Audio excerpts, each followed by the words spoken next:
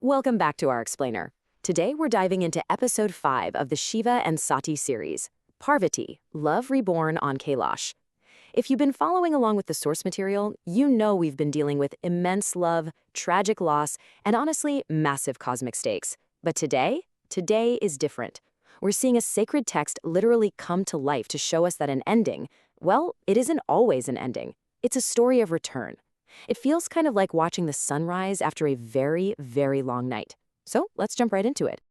Let's kick things off with a pretty profound question. What actually happens to a love that is just too powerful to end? Now, we aren't just talking about some fairy tale romance here. We're looking at a mythological love that flat out defies death and outlasts the gods themselves. When Sati sacrificed herself in the sacred fire back in episode 3, it felt like an absolute conclusion, right? But as the source texts show us, true devotion has a really funny way of surviving the dissolution of entire ages. We're transitioning away from the devastating aftermath of Sati's sacrifice, where Shiva's grief literally shook the foundations of creation, straight into this incredible, serene stillness. It's like stepping out of the blazing heat of tragedy directly into the cool, hopeful dawn of rebirth, way up high in the mountains. Section 1. A Love Reborn. Let's explore how one of the absolute greatest tragedies in mythology beautifully and quietly transforms into a hopeful new beginning. Okay, so there is a really stark contrast in where our heroine begins this new journey.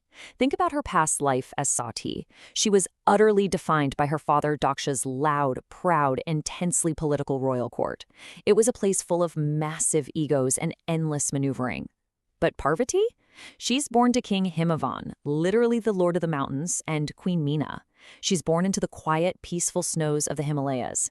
She is born into a realm of pure stillness, where she fundamentally, completely belongs. She is literally the daughter of the mountain. Section 2. The Unexplained Pull. Because as Parvati grows up in this snowy paradise, a deep, ancient instinct begins to awaken. Parvati grows up inexplicably drawn to Mount Kailash. From a super young age, she feels this mysterious pull toward the great ascetic on the mountain. She's constantly, and I mean constantly, asking wandering sages for stories about Lord Shiva and the beloved wife he lost. On the surface, it looks like innocent curiosity, but beneath that, it's an ancient recognition of her own destiny. She's feeling this homing beacon in her soul that she just doesn't quite understand yet. And then, one wandering sage offers her this incredible piece of insight. He says, "Souls like hers don't go anywhere, child. They just wait for the right time to return." Wow, that completely reveals the profound truth of our explainer today. Sati's soul was never extinguished in that fire. It's just been waiting in the cosmic wings for the exact right moment to come home. Section 3. The Seasons of Tapasya. Parvati realizes pretty quickly that she can't reach a god like Shiva with mere charm or by just showing up as a royal princess. So she decides to perform tapasya. Now, it's absolutely crucial we understand what this means here. It refers to deep spiritual austerities. But, and I want to make this crystal clear, this is not an act of suffering. It's not a punishment at all. It is a purification process. As the sources beautifully put it, she undergoes this to become honest enough for Shiva to see. It's this immense display of strength, stripping away the ego and everything non-essential so she can stand completely bare before the divine. She heads to the forest near Kailash, enduring the absolute harshest elements possible across the shifting seasons. Just picture this. In the dead of summer, she sits under the blazing sun, surrounded by 5 lit fires. During the monsoon, she meditates completely exposed to freezing torrential rain.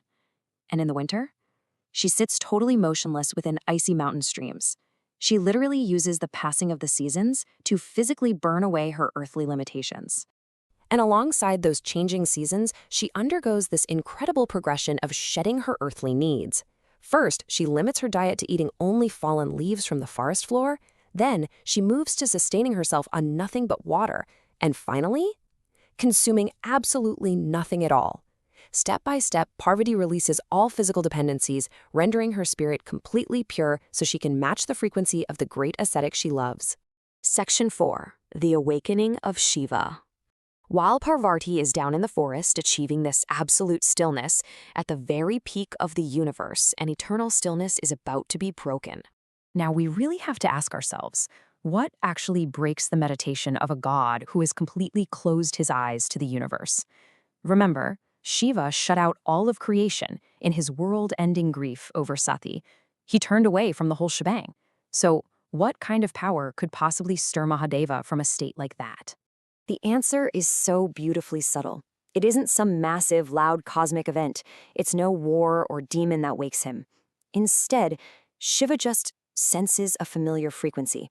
He feels this gentle warmth building from the forest below.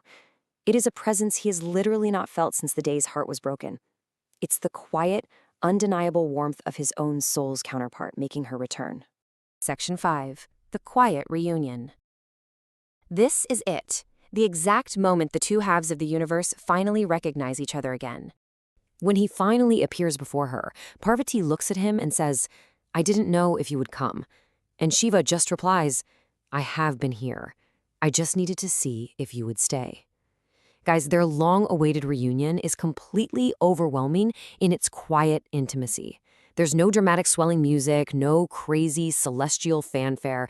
It's literally just two souls speaking the absolute truth to each other after an eternity apart.